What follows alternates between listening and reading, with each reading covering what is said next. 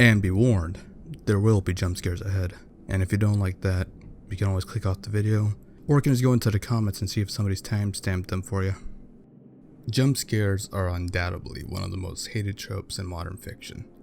For the past decade, jump scares have been the internet's punching bag when talking about bad horror media, accusing them as being lazy or overused. And understandably so, as they have been used by modern horror movies as their only method of scaring the audience rather than one of many tools to be used to elicit fear in the audience. But I think, like CGI, people tend to hate it on principle as opposed to hating on it's being used instead. Because, like CGI, it's not bad on its own, it's about how you use it. When done right, a jump scare can elevate a work rather than ruin it.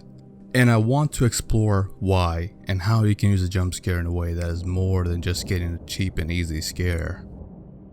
And I can explain with 3 terms: technique, context, and restraint. Technique being about the execution of the jump scare.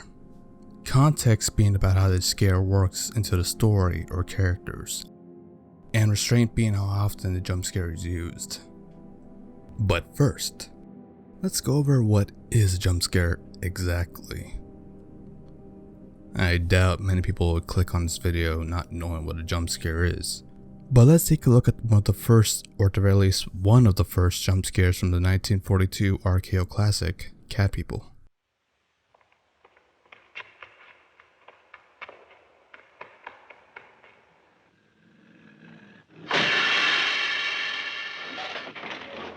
It's setup and payoff. We start with a long period of silence where we don't see anything out of the ordinary. We think we hear someone or something following her, and as we do, our mind starts to wonder, what is hiding in the darkness? You can also say fuck it and be like Silent Hill Revelations. God, that movie fucking sucked. This is where the real horror comes in. Not necessarily the scare itself, it's the build-up. It's those moments that you anticipate what's coming that are really nerve-wracking, because it makes your brain panic and try to imagine or understand what's out there waiting for you. And you always fear what you don't understand. There's a technique here that most filmmakers tend to ignore or forget. Let's look at one of the best jump scares of all time, the hospital scene from The Exorcist 3.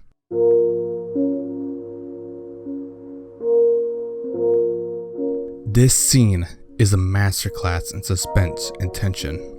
It's a nearly 5-minute long scene where the camera remains stationary with only a few cuts here and there. There's no background music, just the sound of keys jiggling and footsteps echoing across the halls. Throughout the whole scene we see a few guards which help provide a sense of security. Then we hear something.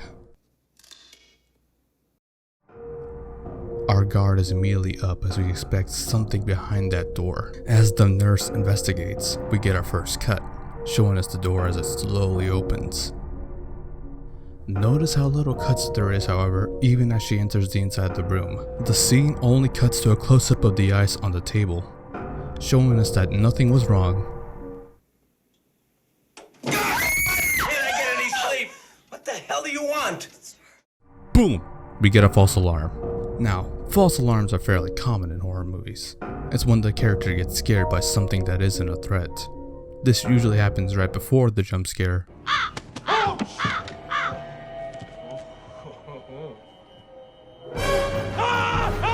Or it is the jump scare.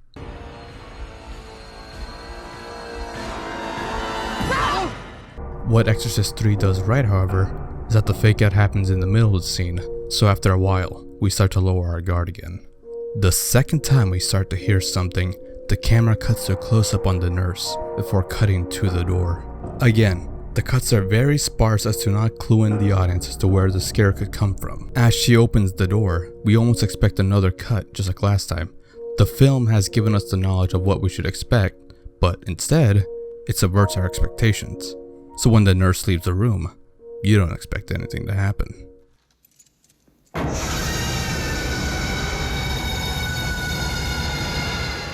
Technique is key here. The film deliberately played with our expectations and avoided the usual trappings that most jump scares fall under. I should point out that Exorcist 3 is one of my favorite movies, and what I used to consider to be very underrated. Thankfully, it's beginning the love it deserves more recently, and I'm glad more and more people are watching it as well. Brad Dourif is fucking fantastic. He is inside with us! He will never get away! His pain won't end!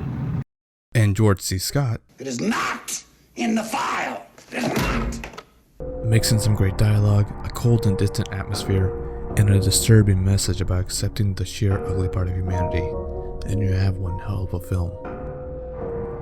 When a jump scare occurs, it should break your sense of security and make you feel like no place is safe. Another example of a good jump scare, Mulholland Drive.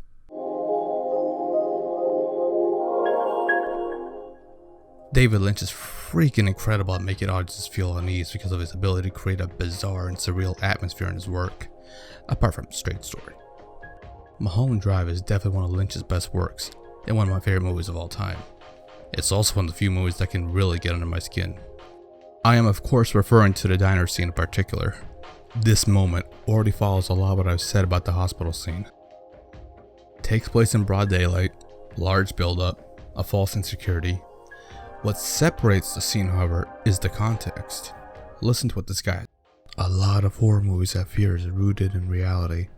This could be something simple like a fear of home invasion or the fear of dying, to something a bit more contemporary like racism or mental illness, to something more primal like our place in the universe or the fear of our own bodies. Doesn't really matter what the fear is, so long as relatable to some extent. I think it's important for a movie to have something that the audience can grasp onto, no matter how weird or surreal the movie can get. To summarize, this man is talking about a nightmare he keeps having, and how he came to discount Denny's to confront it. His worst fears, his darkest of nightmares is real, that what he believed to be part of his imagination is waiting for him right outside the diner. With context, this jump scare takes on a whole new meaning. It's also all telegraphed to the audience as well. Lynch straight up tells you what's going to happen, and it's still terrifying. It's not the only jump scare Mulholland Drive has, and in a way, they're both connected. And to say what the other one is would be spoilers, but I think this scare does illustrate my point the best. So this is what happens when you get a jump scare that is good. What happens when a jump scare is bad? You get the ending of Sinister. The ending to this fucking sucks!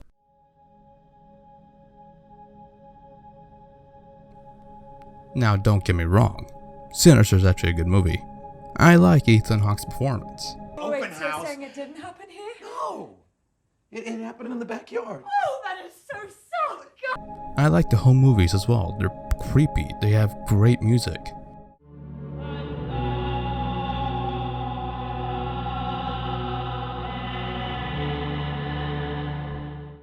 The method of the murders is disturbing, but the movie is flawed. And a lot of it has to come from the jump scares. There are just so many. Ask anyone who's seen this movie, what is the scariest part about Sinister? I guarantee you they'll say the home movies are the scariest part. I doubt anyone would tell you that the scene of all the ghost children was the scariest. And it's because of all these cheap scares that Sinister actively suffers. The film was already creepy enough with the atmosphere, the home movies, how our main character is actively losing his sanity. And so you don't need all these cheap scares all over the place. It almost becomes comedic how often it happens. And some of these weren't even part of the director's intention. The executives actually forced some of these jump scares in, especially the ending. What's even funnier is that the lawnmower scene is actually a good jump scare.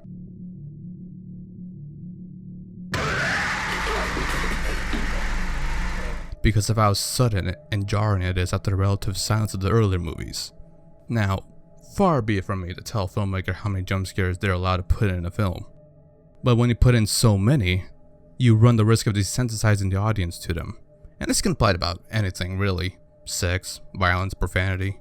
Too much of something is bound to make somebody fully numb to them. So, what if you only use one jump scare?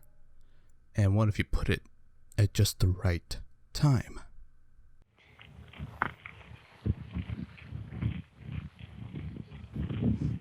You scared of dying? Yeah, of course I'm scared of dying. Isn't everyone scared of dying?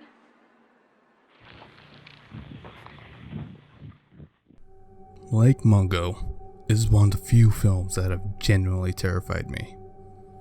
It's a mockumentary about loss and grief and the struggles of moving past it, and as a result, it's a very quiet and haunting film, with the story being about a girl named Alice who drowned from before the film even begins, and the family piecing together what happened before she died. It has this lingering feeling of unease throughout, like the feeling of being watched. As the film reaches its climax, Alice, the daughter who died before the film even begins, records herself approaching, or perhaps being approached by something in the distance. The thing is so far away, and the quality of the footage is so low that it's impossible to tell what it is until it gets close. And then this happens.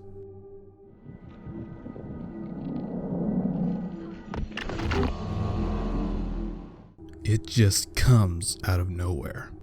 Up until this point, Lake Mungo relied on creepy imagery and a haunting atmosphere to keep the audience on edge, never once relying on a cheap scare to keep the audience from getting bored. So, by the end of the film, you're immersed enough so that when the scare comes, it's all the more effective. Ellie's face.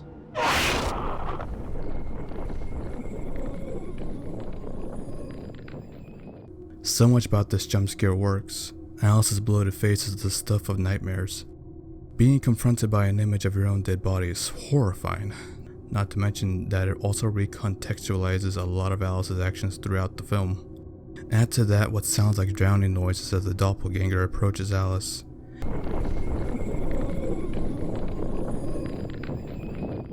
All the build-up, the context, everything about this jump scare works perfectly.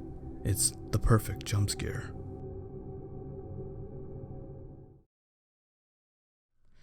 I feel like I babbled long enough, so I'm gonna stop it here. To summarize, are jump scares overused? Yes. Can they be lazy? Absolutely. Can they make them film worse? Totally. But they're not completely bad. It's a tool to be used whenever the filmmaker finds it appropriate. You wouldn't build a house with only a screwdriver, and you shouldn't make a horror movie with only jump scares. Exercise restraint. Think about what's really terrifying, and don't be formulative. I just want to say thank you guys for watching. I know this is a little bit different from what I usually do, but it was fun to make. I was planning on doing something like this for a while, and I hope you enjoy it. I didn't go into any detail of the movies or anything like that, but yeah, you should check out Ryan Holliger's videos on these, especially about Lake Mungo and Sinister. They're really good. But yeah, that's gonna wrap it up for me. Thank you again. Bye bye.